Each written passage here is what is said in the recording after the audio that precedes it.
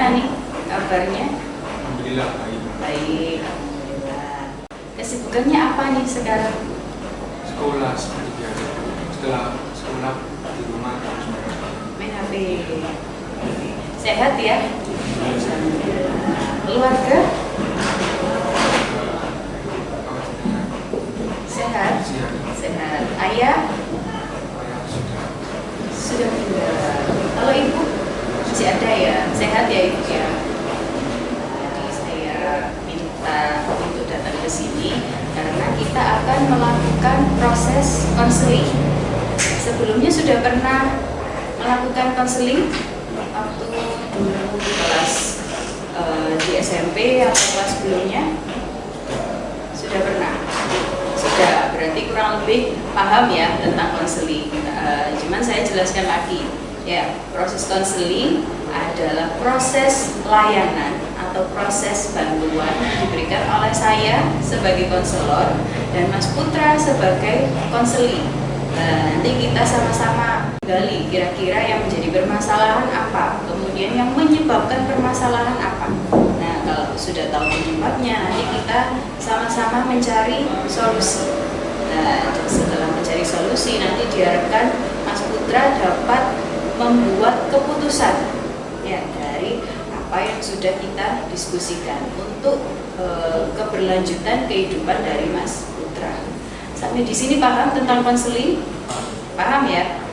Tujuan dari konseling bukan hanya saya sekedar memberikan nasihat ya. Kalau nasihat mungkin semua orang bisa ya, tapi di konseling ini nanti harapannya Mas Putra bisa sadar ya, bisa terbuka dengan apa yang menjadi permasalahan ya, karena sudah terbuka kemudian bisa digali apa yang menyebabkan adanya permasalahan. Setelah tahu permasalahannya apa, penyebabnya apa, nanti kita sama-sama mencari solusi. Solusinya sudah ditemukan, berarti selanjutnya Mas Putra harus membuat keputusan ya, keputusan untuk kehidupan selanjutnya yang lebih positif, lebih baik ya. Selain itu harapannya ke depannya supaya bisa Mas Putra berkembang secara optimal ya, jadi bisa mengembangkan bakat yang ada di dalam diri ya. Seperti itu tujuan dari konseling. Untuk alokasi waktunya kita sepakati saja ya, untuk pertemuan pertama ini waktunya 45 menit. Bersedia? Misalkan di 45 menit ini kita belum selesai, belum sampai di penyelesaian permasalahan, nanti kita lanjut di sesi yang kedua. Tidak apa-apa ya? Tidak keberatan ya? Nah, oke. Tadi Mas Putra datang ke sini dengan sukarela ya? Saya minta datang ke sini dengan sukarela, tidak ada unsur paksaan ya, karena di dalam konseling ada beberapa asas yang harus kita laksanakan ya, yang harus kita ikuti. Asas yang pertama adalah asas kesukarelaan ya. Alhamdulillah tadi datang dengan sukarela, tidak ada keterpaksaan ya. Kemudian ada juga asas keterbukaan. Nah, jadi diharapkan ketika proses konseling ini Mas Putra bisa terbuka, jujur dengan permasalahan yang Mas Putra alami ya, karena kalau tidak jujur maka permasalahannya tidak akan tuntas ya, tapi dengan Mas Putra jujur kita jadi tahu apa permasalahan yang sebenarnya ya, seperti itu ya. Kemudian ada lagi karena Mas Putra sudah jujur, terbuka, tidak perlu khawatir apa yang Mas Putra sampaikan ini tidak akan saya sampaikan ke luar ya, karena selain asas keterbukaan, asas kesukarelaan, di dalam konseling ini juga ada asas kerahasiaan.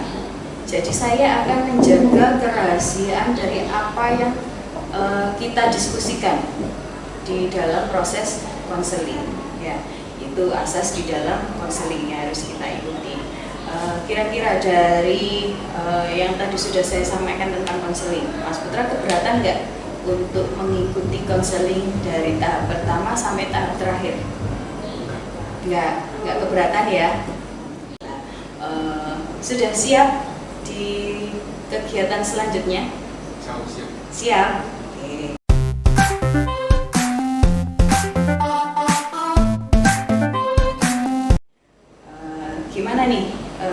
sudah berapa bulan ya? Sudah 5 bulan ya? Hampir 6 bulan sekolah di sini. Kira-kira gimana kesannya tentang sekolah kita SMK Duduk? Sebenarnya alhamdulillah sekolahnya bagus, besar, dan peraturannya sangat ketat, dan saya harus belajar sangat disiplin. Belajar disiplin, iya. Ya, karena memang disiplin ini tidak bisa langsung ya, tidak bisa langsung kita lakukan ya, tapi harus bertahap, harus belajar. Nah, di sini tempat Mas Putra untuk belajar disiplin. Ngomong disiplin, kayaknya dulu pernah ya saya lihat dibimbing oleh tim kedisiplinan. Pernah. Waktu itu kenapa ya? Lihat pakai. Lewat pagar belakang. Kenapa waktu itu kok lewat pagar belakang? Karena telat tahu ini pagarnya ditutup langsung saya pagar disuruh pulang. Disuruh pulang. Ya, kan memang peraturan di sekolah kita ini sudah jelas ya, dari awal Mas Putra masuk itu sudah dikasih tahu ya, sudah diinformasikan kalau masuknya harus jam 7 tepat ya. Kalau lebih dari jam 7 maka diberikan sanksi ya. Harusnya Mas Putra lewat depan aja ya, nggak usah lewat pintu belakang. Tapi nggak apa-apa, itu semua proses belajar ya, supaya kedepannya bisa lebih disiplin lagi, lebih baik lagi ya. Itu tentang sekolah. Terus kalau misalkan tentang teman-teman, kira-kira gimana kesannya tentang teman-teman yang ada di kelas? Alhamdulillah teman-teman baik. Baik, baik semua ya. Kira-kira sudah menemukan nggak apa ya, teman dekat di kelas? Kan sudah berapa, 5 bulan ya? Ya, kira-kira ada nggak teman dekat di kelas? Semuanya teman baik dengan saya. Semuanya baik. Kalau misalkan sebutkan 1 atau 2 nama, Siap. bingung loh. Kenapa kok bingung? Soalnya saya jujur. Saya kalau namanya agak Belum akrab dengan teman di kelas. Mungkin itu dengan teman di kelas yang belum akrab. Kalau teman di luar kelas, kira-kira ada nggak yang dekat? soalnya saya apa namanya tidak ingin, saya hanya ingin sendirian terus main HP itu.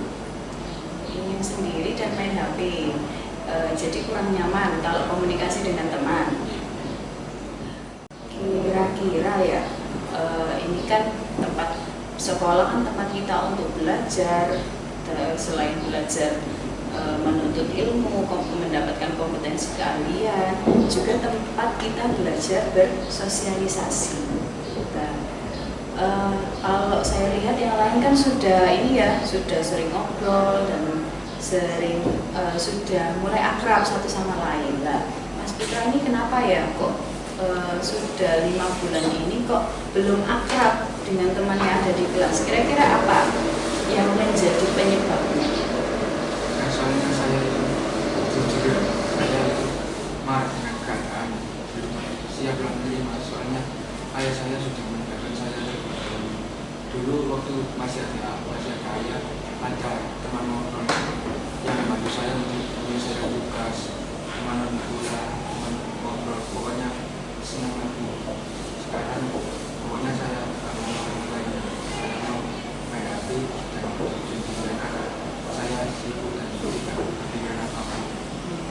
Jadi Mas Arya ini sepertinya masih marah ya dengan keadaan ya.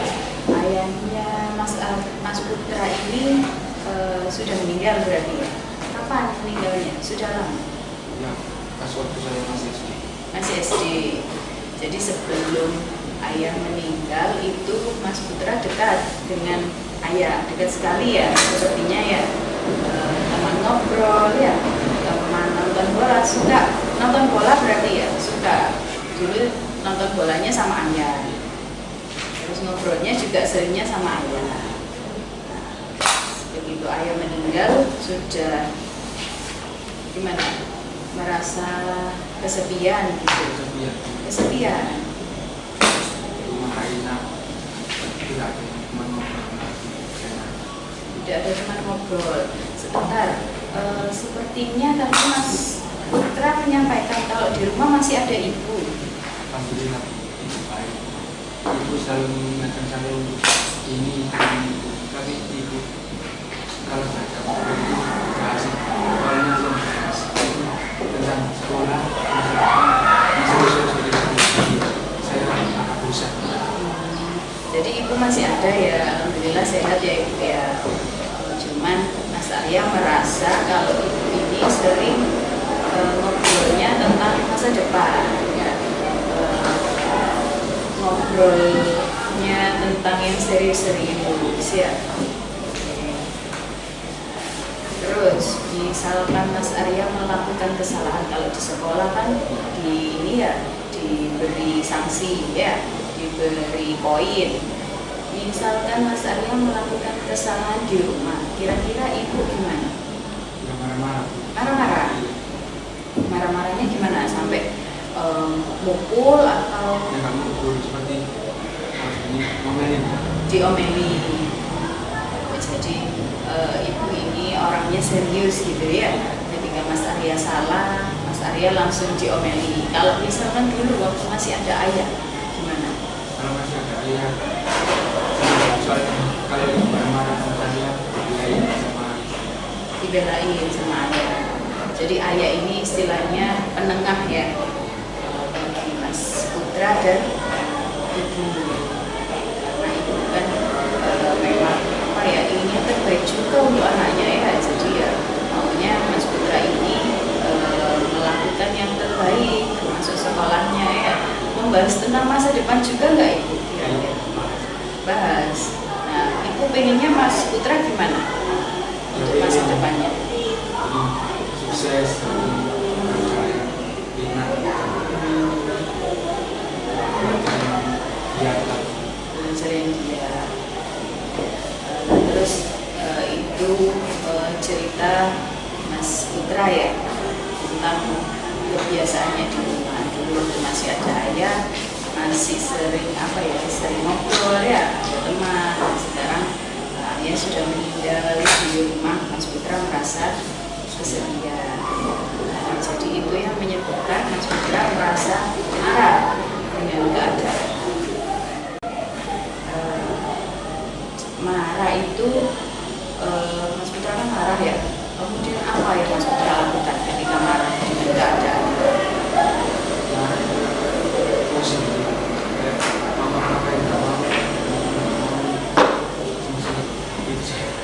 Sempat dibanting HP-nya. Terus kalau di kelas biasanya gimana? Kalau kelas ya, saya Tidur, nggak ngobrol dengan teman-teman? Enggak. Kenapa? Nggak mau. Jadi Mas Putra kalau di kelas ini tidur ya. Terus saya pernah lihat juga kayaknya waktu itu sendirian ini di depan kelas main HP. Iya. Itu karena Mas Putra masih marah dengan keadaan. Oke, saya simpan dulu cerita dari Mas Putra. Ya, di sini saya ingin memperkenalkan satu istilah. Mungkin ini sedikit sama ya dengan Mas Putra. Istilah tentang siswa antisosial. Pernah dengar? Pernah. Nah, apa kira-kira siswa antisosial ini? Kalau menurut Mas Putra?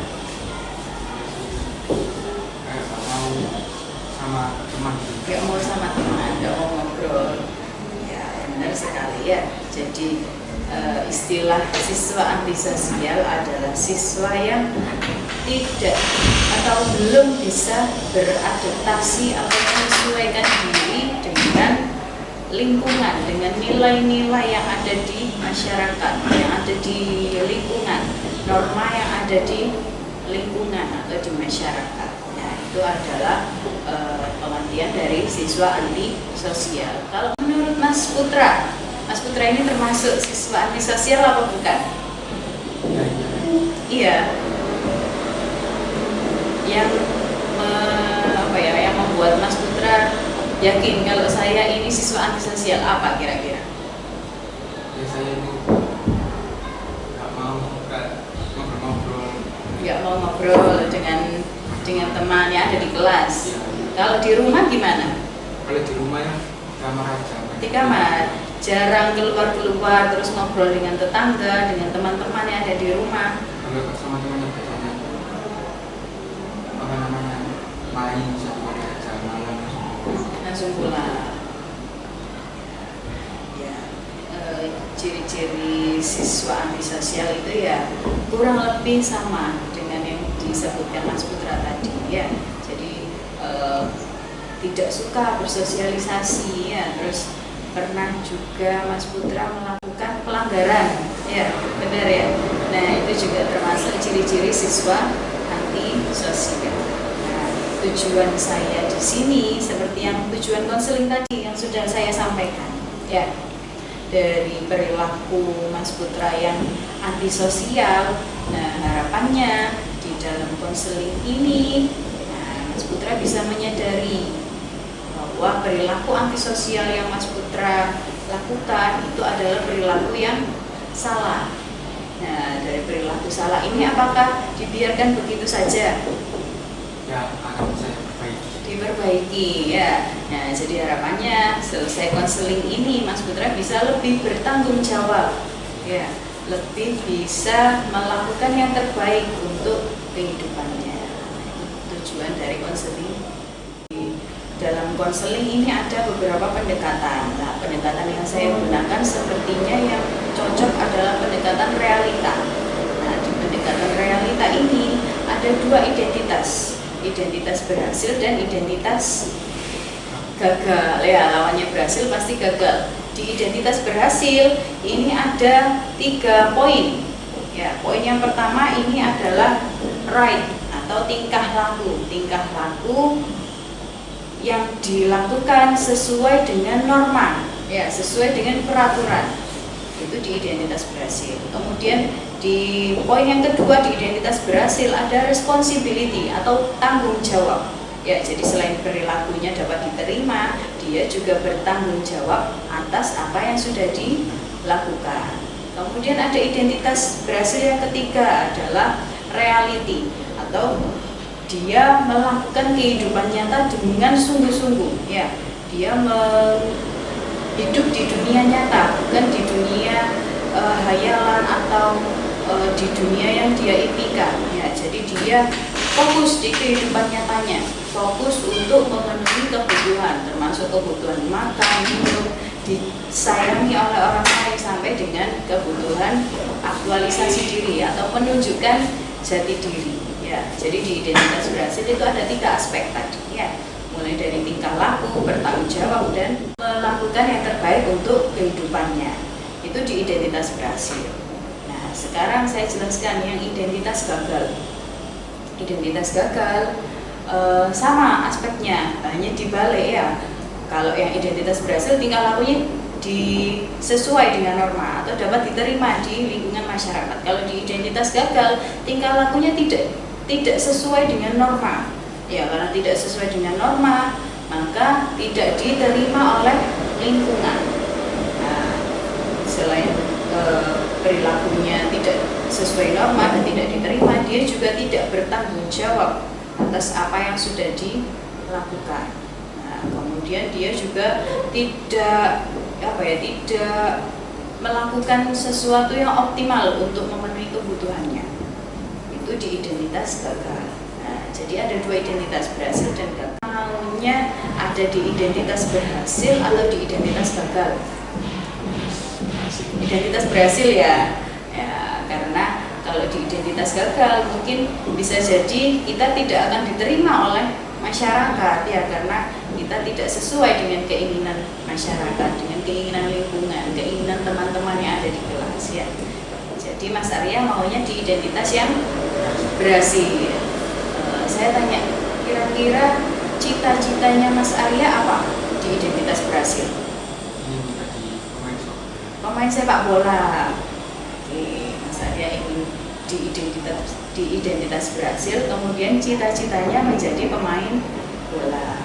itu keinginannya. Dan sekarang saya tanya tentang yang sudah Mas Putra lakukan. Kira-kira tadi kan keinginannya seperti itu. Terus kita lihat kebiasaannya Mas Putra gimana? Ketika di kelas, ketika di rumah, gimana sekarang ini?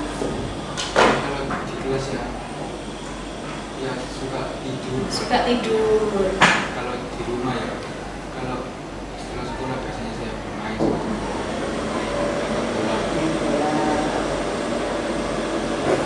Main HP sering nggak? ya, sering. Sering. Setelah itu terus saya main Setelah main HP sampai malam. Sampai jam berapa biasanya? 11. Jam 11. Kalau di kelas jarang bersosialisasi ya. Di rumah juga hanya main bola itu saja, nggak ada aktivitas lain, ikut karang taruna atau apa, ikut perkumpulan dengan teman-teman di lingkungan rumah, nggak ada. Itu yang sudah Mas Arya lakukan. Yang keinginannya tadi ini jadi identitas berhasil dan menjadi pemain bola. Sedangkan kenyataannya Mas Arya masih nyaman dengan dirinya sendiri ya, sepertinya ya masih malas berkomunikasi. Terus sudah bagus sebenarnya, sudah latihan bola ya, tapi setelah latihan bola Mas Arya main HP ya sampai malam.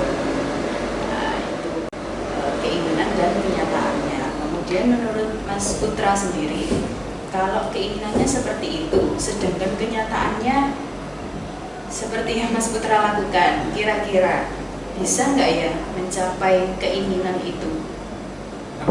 Nggak bisa ya?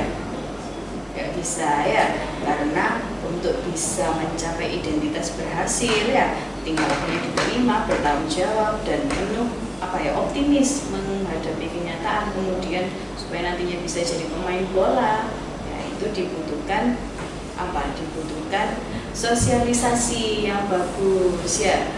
Terus Mas Putra juga harus sering latihan bola ya. Terus bermainnya bermain HP-nya kira-kira gimana? Bermanfaat enggak?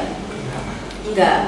Nah ya, Mas Putra sudah tahu ya kalau keinginannya itu kenyataan yang perilaku yang Mas Putra sekarang lakukan ini sebenarnya tidak sesuai dengan keinginan ya, benar ya? Kemudian kalau tidak sesuai, kira-kira planningnya apa ke depan? Ya kita kan fokus di saat ini, ya kita sudah tidak fokus lagi di masa yang lalu. Kalau Mas Putra tadi bilang saya masih marah dengan keadaan, ya benar. Nah, misalkan kita kembali ke masa lalu bisa nggak? Nggak bisa, ya. Nah makanya sekarang kita fokus di kehidupan saat ini, ya. Karena yang sudah meninggal sudah tidak bisa kembali hidup lagi. Nah, tapi yang masih hidup harus terus menjalani kehidupan dengan optimal, ya, supaya yang sudah meninggal tidak sedih lagi, ya. Nah, makanya Mas Putra harus punya planning untuk saat ini dan ke depan. Apa yang harus dilakukan kira-kira?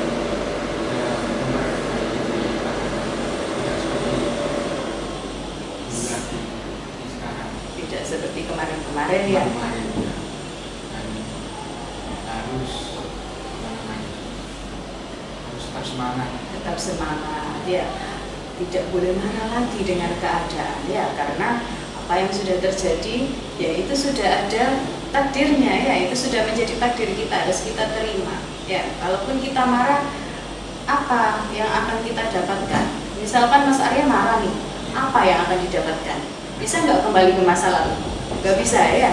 Nah, jadi kalau marah itu nggak ada fungsinya, nggak ada manfaatnya ya. Berarti yang harus dilakukan apa? Ya, memperbaiki diri ya, tidak marah lagi dengan menerima keadaan ya. Jadi sudah tidak perlu menolak ke belakang ya. Mungkin ayah adalah sosok yang baik. Nah, yang baik itu silakan, yang baik-baik Mas Putra ambil ya, Mas Putra terapkan di dalam diri Mas Putra ya. Tapi ya sudah, tidak perlu terlalu menoleh ke belakang. Ya, sekarang kita fokus untuk memperbaiki diri ya, supaya Mas Putra tidak lagi kalau di kelas kira-kira gimana planningnya supaya bisa menjadi identitas berhasil. Ya harus itu lagi, harus belajar sama teman, akrab. Harus berusaha mengakrabkan diri ya dengan teman ya. Kira-kira perlu nggak main HP ketika di kelas? Tidak penting ya, tahu ya. Jadi Mas Putra sekarang ini sudah planning ya. Coba sekarang planning dari Mas Putra bisa dituliskan supaya nanti bisa dibaca dan lebih Mas Putra pahami ya. Kalau sudah ditulis biasanya kan dipahami kemudian dilakukan. Ya, sekarang coba ditulis tadi tujuan yang diharapkan tadi apa, keinginan dari Mas Putra, coba dituliskan di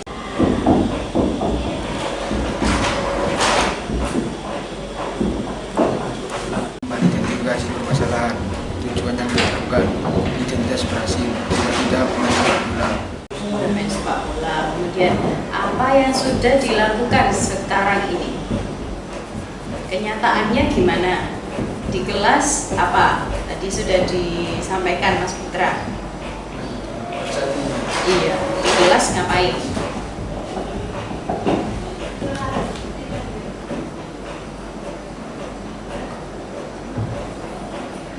Suka tidur ya. Di rumah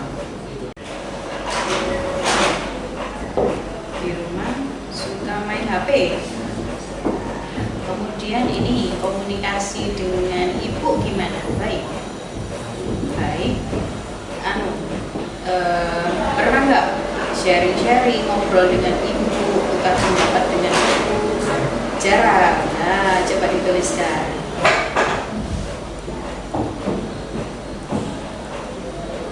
Apa yang sudah dilakukan? Di kelas suka tidur, di rumah suka main HP, komunikasi dengan ibu jarang dan agak malas, bermain bola sama teman saat sore. Apa yang sudah dilakukan ya, jadi dari keinginannya tadi itu sudah ditulis ya, identitas berhasil dan ingin menjadi pemain sepak bola, cita-citanya. Kemudian kenyataannya Mas Putra masih di kelas suka tidur ya, kemudian di rumah suka main HP, terus apa lagi tuh? Komunikasi dengan ibu jarang dan agak malas. Kalau ini sepak bola kan ya cita-citanya. Kalau latihan sepak bolanya gimana? ya bermainnya langsung Sore, tidak ada jadwalnya, nggak ada. Oke. Mungkin bisa ditulis, ditambahkan di ya kenyataan yang sudah dilakukan atau doing apa yang sudah Mas Putra lakukan. Penilaian apa yang sudah dilakukan tidak sesuai, harus diperbaiki dari sekarang.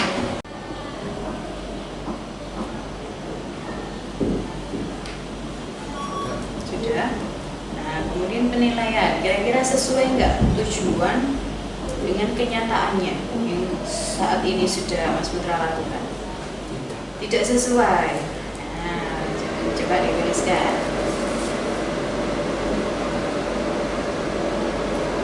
Tujuan.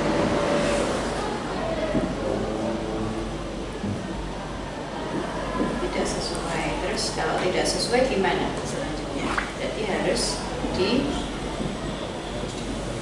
diperbaiki.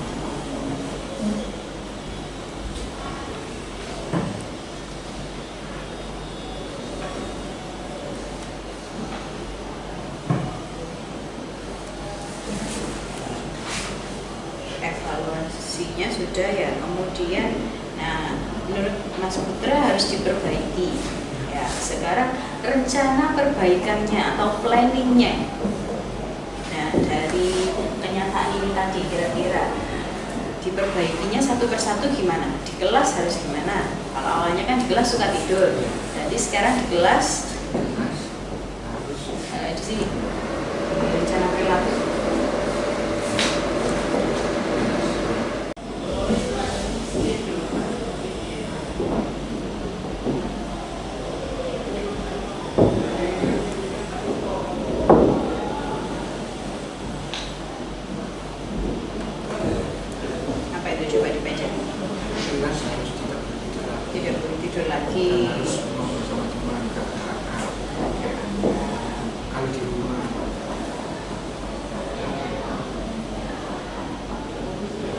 Tatanan perilaku di kelas harus tidak boleh itu lagi, dan harus mengobrol sama teman agar akrab. Kalau di rumah tidak boleh bermain HP lama-lama, dan itu tidak bermanfaat, dan harus komunikasi dengan ibu dan tidak boleh malas-malasan. Ya, untuk mencapai apa yang Mas Putra inginkan, identitas berhasil dan ingin menjadi pemain sepak bola, ya perilaku antisosialnya harus dihilangkan, ya termasuk ini tadi sudah ditulis ya planningnya, ya harus tidak boleh malas berkomunikasi dengan teman, ya harus mulai akrab, kemudian main HP-nya ya perlu, tidak apa-apa main HP tapi perlu ada apa ya, waktu, ya batasan waktu, ya jadi tidak boleh terus-terusan meskipun di rumah, ya kemudian komunikasi dengan ibu, ya karena dokter saya sudah meninggal, ya ibu, ya tinggal ibu. Nah jadi tolong ibu juga tidak ini ya, baik ya ibu, ya tidak ada masalah, ya hanya menurut Mas Putra ibu kurang asik diajak ngobrol, ya tapi sebenarnya ibu peduli, ya ibu menanyakan apa biasanya tentang yang serius sekolah. Nah itu menurut Mas Arya itu membosankan, nah, tapi menurut ibu itu penting, ya jadi mulai sekarang ya komunikasi dengan ibu perlu diingatkan, ya itu. Nah planningnya sudah ditulis, kemudian di sini saya ingin mengajarkan atau memberi informasi Mas Arya tentang teknik reframing. Nah, ya tadi kan sudah ditulis menurut Mas Arya apa yang sudah dilakukan. Sekarang saya tambahkan lagi satu keterampilan untuk bisa Mas Arya gunakan dalam meraih apa yang diinginkan tujuannya. Namanya teknik reframing. Pernah dengar? Belum. Nah, jadi teknik reframing itu adalah suatu teknik, ya suatu apa ya, cara dengan merubah sudut pandang yang negatif menjadi sudut pandang yang lebih positif, ya itu teknik reframing. Menurut Mas Arya, Mas Putra, sudut pandang yang sudah dimiliki Mas Putra saat ini positif atau negatif tentang kehidupan masa lalunya? Positif apa negatif? Kan Mas Putra merasa marah dengan keadaannya, negatif. Nah, ternyata dari sudut pandang yang negatif bisa berpengaruh ya untuk kehidupan Mas Putra saat ini, ya. Jadi apa? Kehidupannya jadi marah, ya marah. Terus apa yang dilakukan ketika marah? Ini malas bersosialisasi ya akhirnya, ya. Nah harapannya nanti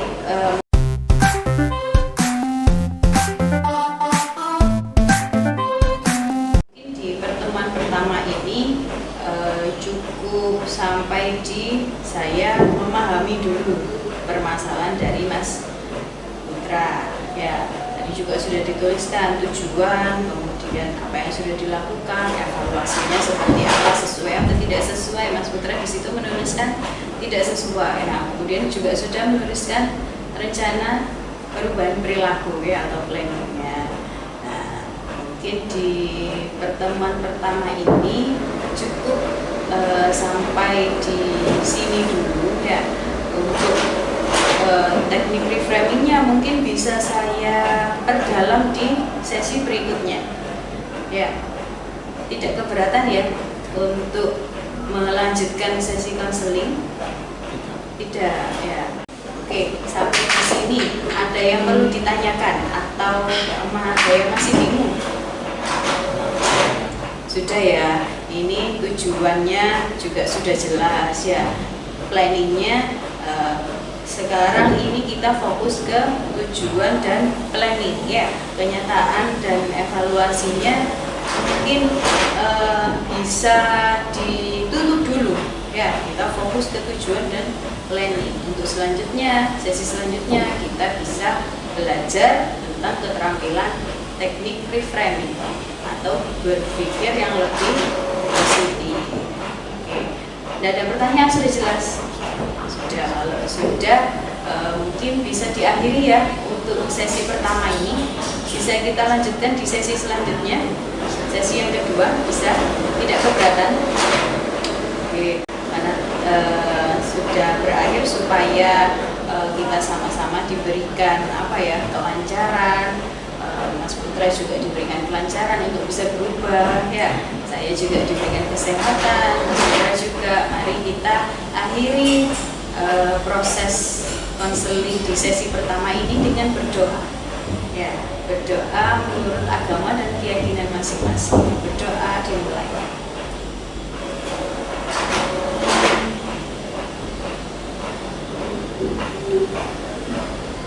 Doa selesai, oke, cukup. Terima kasih sudah meluangkan waktunya ya Mas Putra ya. Oke, saya Andrea. Assalamualaikum warahmatullahi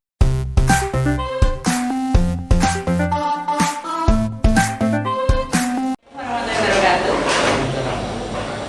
Oke, terima kasih atas kedatangannya ya Mas Putra ya untuk sesi konseling kita yang kedua ya. Ya, karena yang pertama kemarin sudah sesi konseling yang pertama, masih ingat nggak kita membahas tentang apa kemarin ya? Permasalahan yang Mas Putra alami ya, termasuk Mas Putra kemarin cerita kalau marah, ya, marah dengan keadaan awalnya ya. Kemudian setelah kita ngobrol-ngobrol ya, setelah kita melakukan sesi konseling di konseling yang pertama, apa yang sudah Mas Putra dapatkan?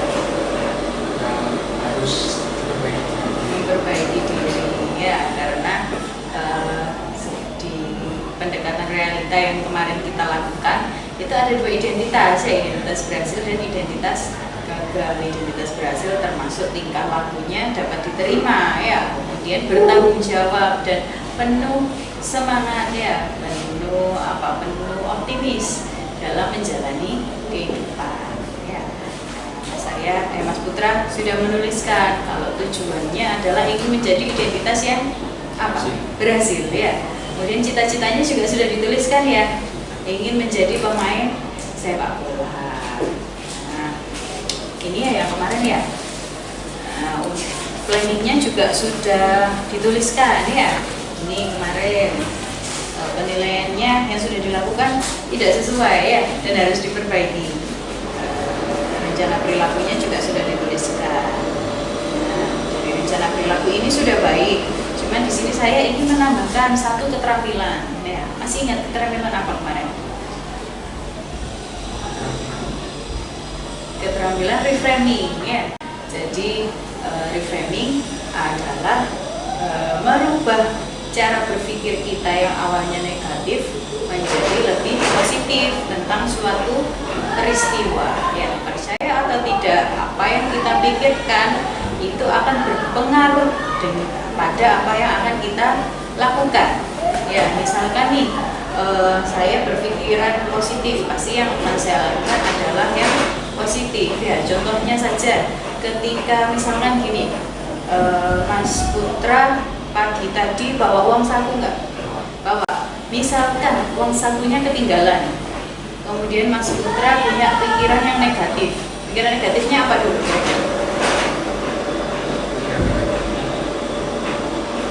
Marah ya. Terus apa? Bisa jajan nggak kalau nggak bawa? Nggak bisa jajan ya.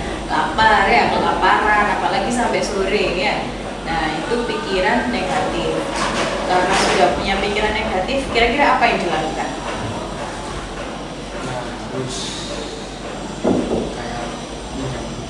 Harus pinjam ya, malu ya.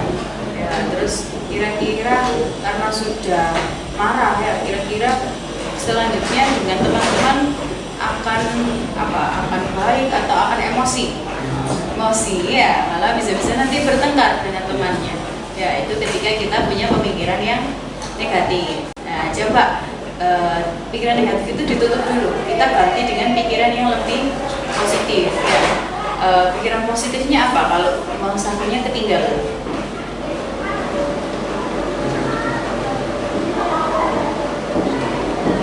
pinjam uang sama teman ya.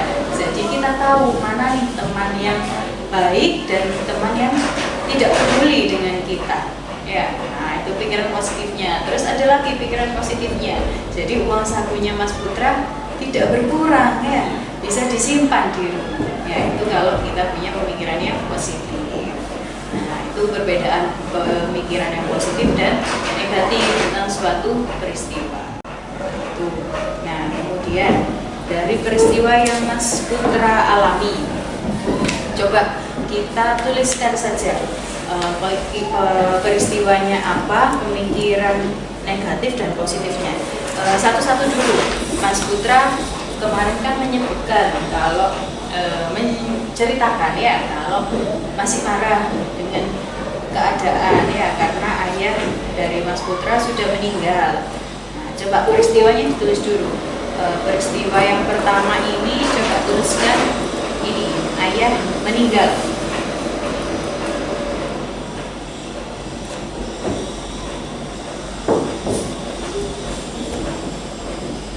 Kemudian coba sudut pandang negatifnya, marah ya. Apalagi pikiran negatifnya,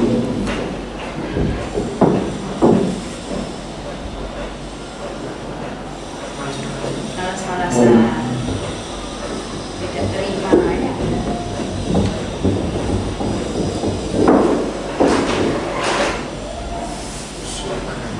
Sudut pandang yang lebih positif gimana? Kalau sudut pandang yang lebih positifnya, kalau kita bisa mengambil apa ya, pastikan setiap kejadian itu ada hikmahnya ya. Nah hikmahnya apa yang kira-kira bisa Mas Arya rasakan setelah ayahnya meninggal? Harus menerima ya. Terus apa kira-kira kalau sudut pandang positif? Hikmah dibalik ayah meninggal kira-kira apa? Ayah meninggal itu kan pasti sedih ya.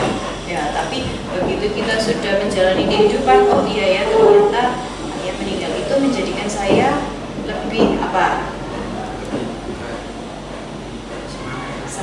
Lebih mandiri ya, lebih bisa bertanggung jawab harusnya ya.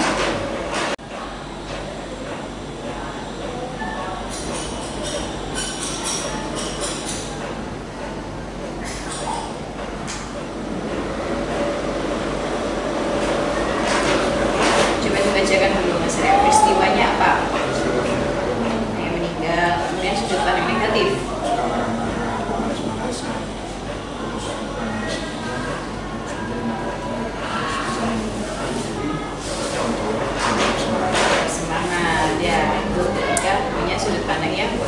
Kemudian dari ceritanya Mas Putra kemarin ya, pertama ayah meninggal, kemudian Mas Putra merasa kesepian padahal masih ada ibu ya, tapi Mas Putra merasa ibu ini terlalu tidak asing. Nah karena selalu menanyakan tentang sekolah. Nah, coba peristiwanya itu ditulis, ibu tidak asik diajak ngobrol.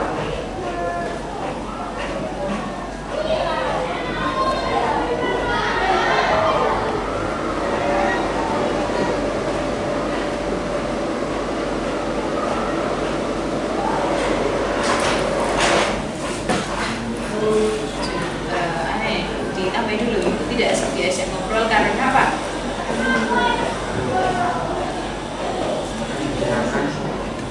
Tentang serius.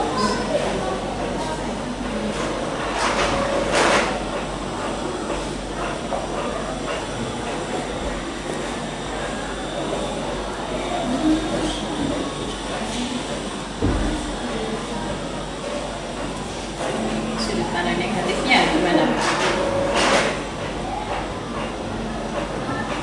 Gimana sudut pandang negatifnya tentang ibu yang tidak asik, tidak pernah asik diajak ngobrol, selalu ngobrol tentang serius. Gimana kalau kita punya pemikiran negatif apa ya?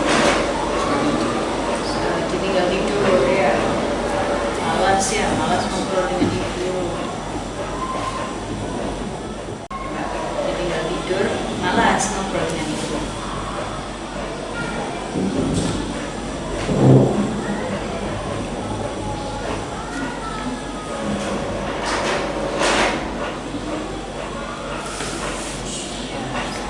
ganti ke sudut pandang yang lebih positif.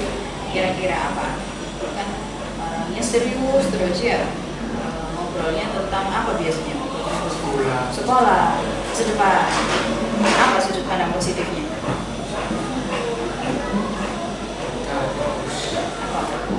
Apa kira-kira? Berarti ibu ini adalah orang yang gimana? Peduli ya, peduli dengan kehidupan Mas Putra ya, dengan masa depannya ya. Nah, itu sudut pandang positifnya. Coba ditulis. Adalah orang yang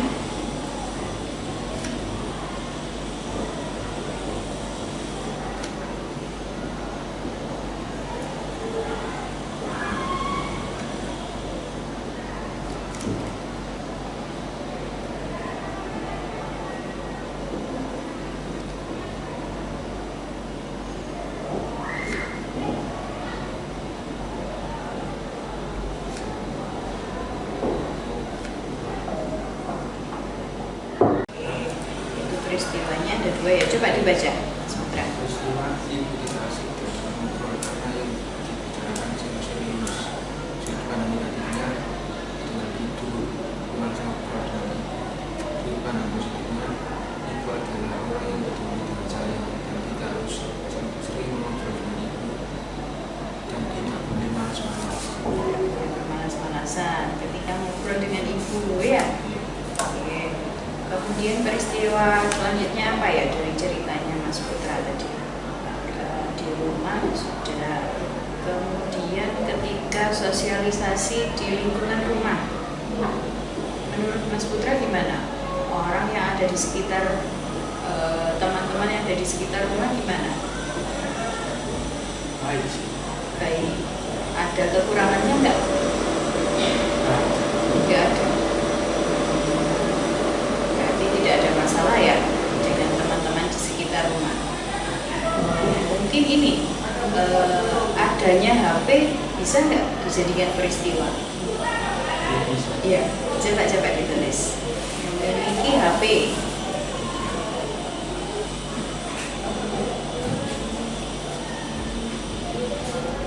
Nah, sudut pandang negatifnya kita apa? Mas Putra misalkan memanfaatkan HP ini untuk yang negatif, kira-kira apa? Tidak dapat apa-apa. Tidak dapat apa-apa ya. Tidak bermanfaat.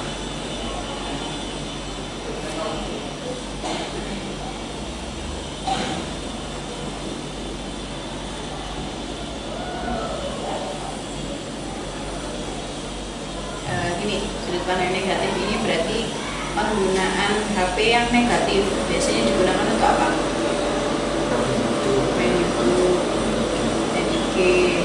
Sampai menghabiskan waktu ya, sampai waktu untuk yang harusnya berkomunikasi jadi hilang ya. Nah, itu coba ditulis di bawahnya apa? Tapi digunakan untuk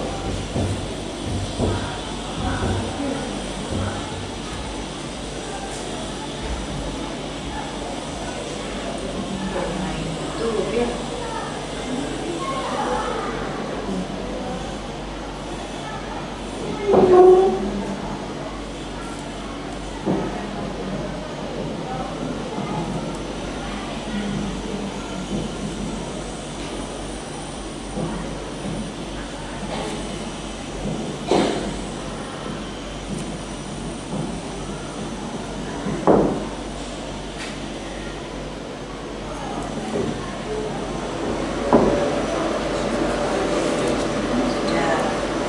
Kalau kita memiliki HP tapi punya pemikiran yang positif, berarti HP-nya digunakan untuk apa?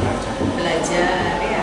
Kemudian digunakan, kan komunikasi itu sebenarnya ada dua ya, komunikasi langsung dan tidak langsung ya. Mungkin HP-nya bisa dimanfaatkan untuk bersosialisasi secara tidak langsung ya, menggunakan sosial media. Contohnya apa yang biasanya digunakan untuk komunikasi dengan teman di HP? WA ya, kemudian apa lagi? IG itu kan juga bisa ya, misalkan teman kita posting apa, kita menyukai atau komentar ya, akhirnya teman jadi merasa, oh berarti Putra ini peduli ya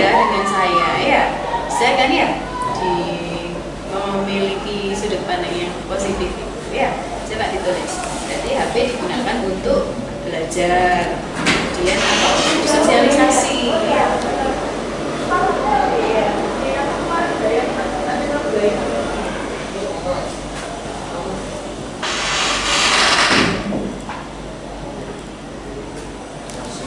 Bersosialisasi melalui apa? Terus apa lagi? Aplikasi apa yang biasanya digunakan untuk komunikasi?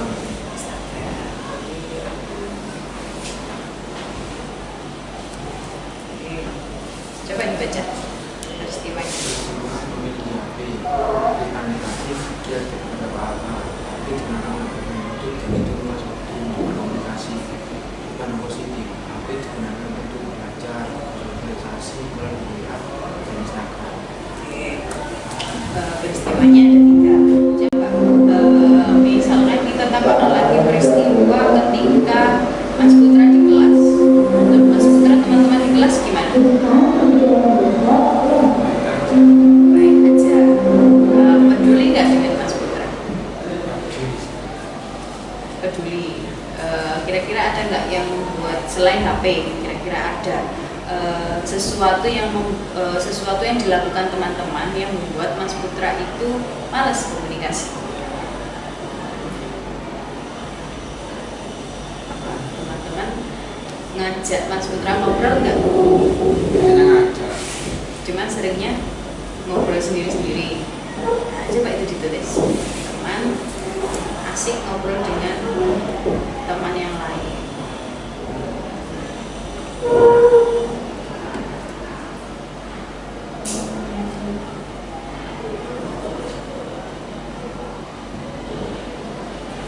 Peristiwanya kan kayak gitu ya, yang ada di kelas. Kemudian kalau kita pakai sudut pandang yang negatif, gimana? Kalau kita nggak diajak ngobrol, berarti itu gimana? Peduli nggak? Enggak. Nah, itu kalau sudut pandang negatif ya. Kemudian apa yang dilakukan kalau banyak sudut pandang negatif? Dendam. Ya, nah, itu coba dituliskan.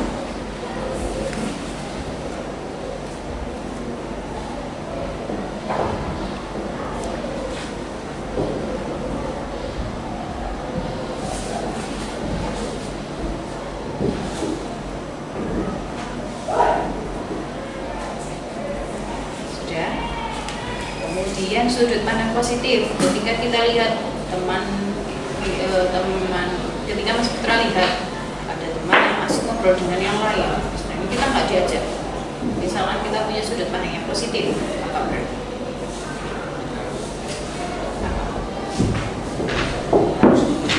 Harus ikut ngobrol ya, supaya kita tahu apa yang dibicarakan ya, supaya kita tahu perkembangan yang ada di lingkungan sekitar ya. Coba ditulis di sudut pandang yang positif, berusaha untuk ikut bergabung ngobrol ya.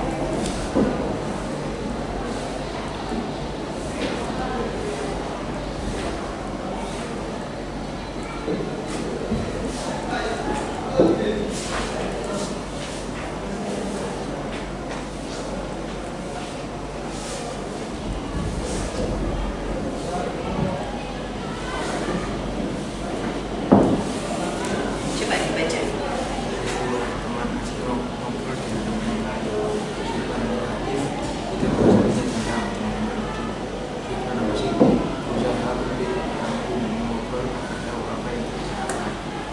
Coba di sudut pandang negatifnya, pernah nggak Mas Putra ketika lihat teman ngobrol dengan teman lain, pernah nggak Mas Putra mikir jangan-jangan yang dibicarakan, yang dibahas adalah saya? Iya, pernah ya. Nah, coba itu bisa ditambahkan, bahwa merasa yang dibicarakan adalah saya. Ya, di sini.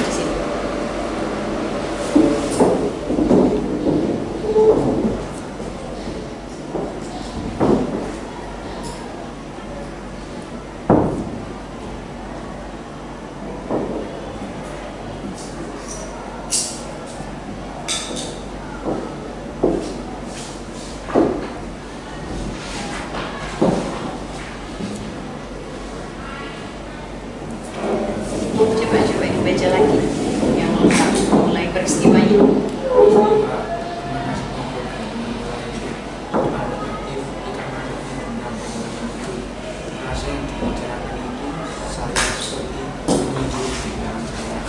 sudut pandang positif, berusaha Ya, itu ya peristiwa yang keempat. Kemudian ada lagi peristiwa yang terakhir, apa ya kira-kira yang dari yang Mas Putra ceritakan. Nah, yang meninggal sudah, ya kemudian ibu tidak asik sudah, tentang HP juga sudah, tentang teman di kelas sudah. Apa ya kira-kira ya peristiwa yang Mas Putra ini kurang berkenan?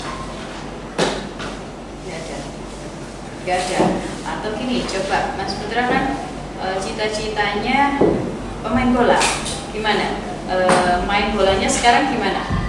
Ada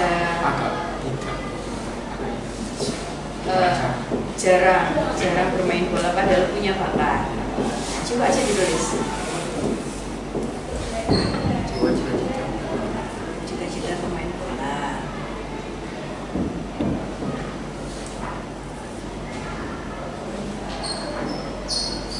Kemudian sudut pandang negatifnya gimana? Jarang. Latihan ya.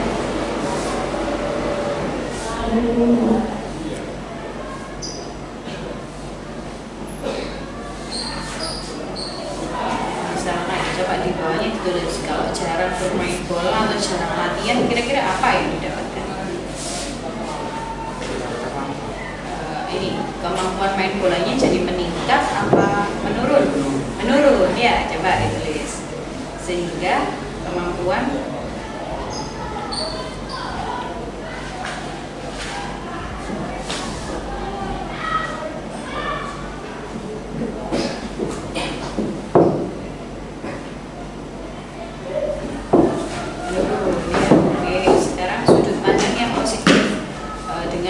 memiliki cita-cita pemain bola gimana?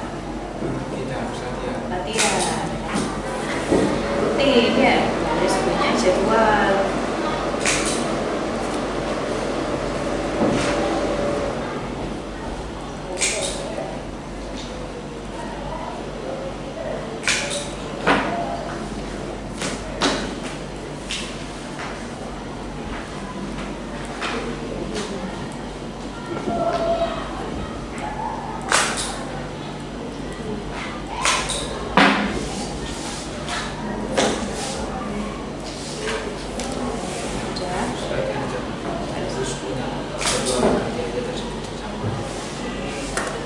Coba dibaca dari peristiwanya.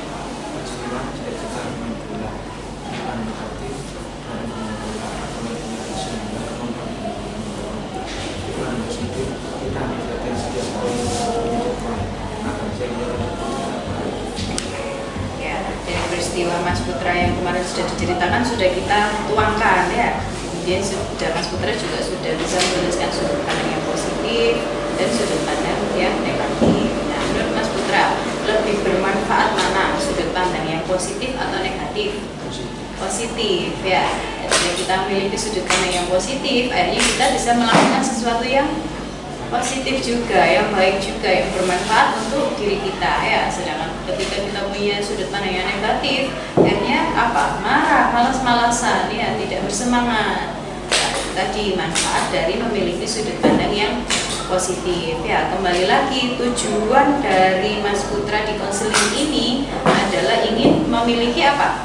Identitas yang berhasil ya, bukan identitas gagal ya. Identitas berhasil berarti harus apa? Tingkah lakunya sesuai dengan yang diinginkan masyarakat ya, sesuai dengan norma, sesuai dengan nilai yang ada di masyarakat, yang ada di lingkungan. Kemudian juga harus bertanggung jawab dan juga harus penuh semangat dalam memenuhi kebutuhan atau menjalani kehidupan ya.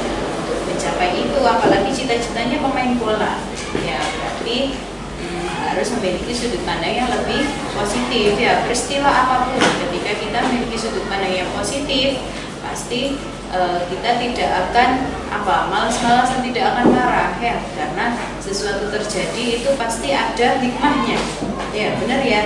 Jadi sesuatu terjadi mungkin awalnya menyakitkan, seperti contohnya ketika ayah Mas Putra meninggal, ayahnya meninggal, itu kan berarti kan sesuatu yang menyakitkan ya. Tapi ketika kita punya sudut pandang yang positif, Makanya kita Mas Putra jadi lebih bersemangat ya.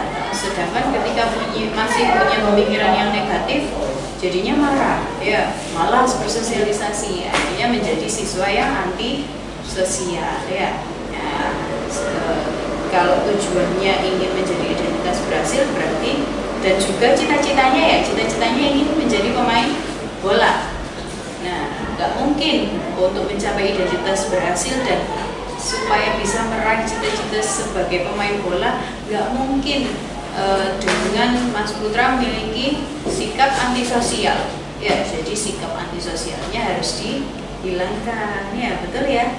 Ya, kemarin sudah dianalisis, gimana sudah menuliskan planning juga gimana caranya supaya tidak menjadi siswa yang antisosial. Nah, saya juga sudah mengenalkan tentang teknik reframing atau melihat sesuatu, melihat peristiwa dari sudut pandang yang lebih positif. Ya. Nah, dari yang sudah saya sampaikan atau dari semua proses konseling yang sudah kita lakukan, kira-kira masih ada sesuatu yang mengganjal nggak di hati Mas Putra? Atau sesuatu yang yang perlu ditanyakan atau perlu dibahas lagi, atau masih ada masalah lain lagi? Nggak ada ya, untuk saat ini sudah jelas ya. Kesimpulannya apa kira-kira menurut Mas Putra dari proses konseling yang sudah kita lakukan? Masalahnya tadi apa? Ayahnya meninggal ya, kemudian malas ngobrol dengan ibu. Malas ngobrol dengan ibu karena serius. Ya, akhirnya Mas Putra malas-malasan, berpengaruh ketika di kelas ya, malas-malasan. Nah, karena masalahnya sudah disampaikan, kemudian kita juga sudah melakukan proses konseling ya. Di proses konseling menggunakan pendekatan realita, di situ ada identitas berhasil dan identitas gagal. Mas Putra memilih identitas berhasil atau gagal? Berhasil ya. Nah, untuk mencapai identitas berhasil, Mas Putra juga sudah menuliskan planning apa yang harus dilakukan setelahnya. Nah, kemudian juga sudah paham bagaimana manfaatnya memiliki sudut pandang yang positif, bagaimana caranya ya. Nah, dari itu tadi kira-kira bisa nggak planningnya yang sudah Mas Putra tuliskan bisa dilaksanakan? Bisa ya. Selanjutnya harus gimana ya? Memperbaiki diri. Tidak antisosial lagi ya. Nah, caranya gimana yang sudah dituliskan?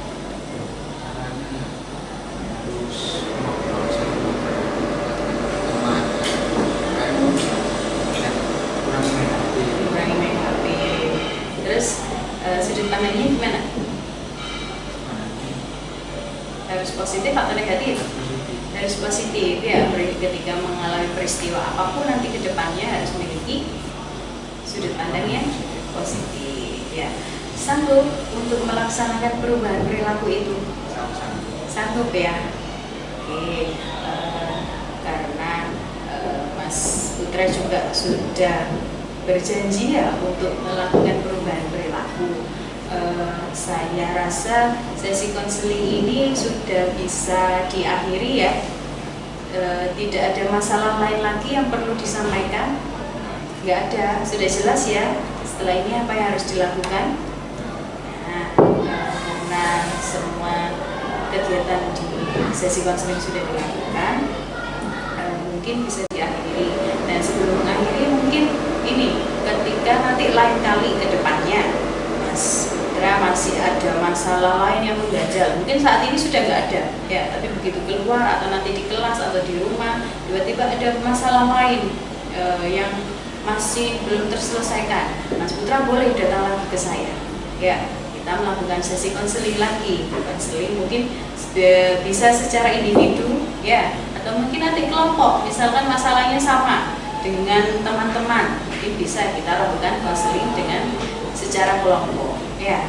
Oke, tidak ada pertanyaan, sudah jelas? Sudah. Nah, karena sudah jelas mungkin bisa diakhiri ya. Oke, mengakhiri akhirinya dengan doa supaya Mas Putra masalahnya bisa terselesaikan dan bisa diberikan kekuatan untuk melakukan perubahan perilaku. Ya, oke, berdoa menurut agama dan keyakinan masing-masing. Berdoa dimulai.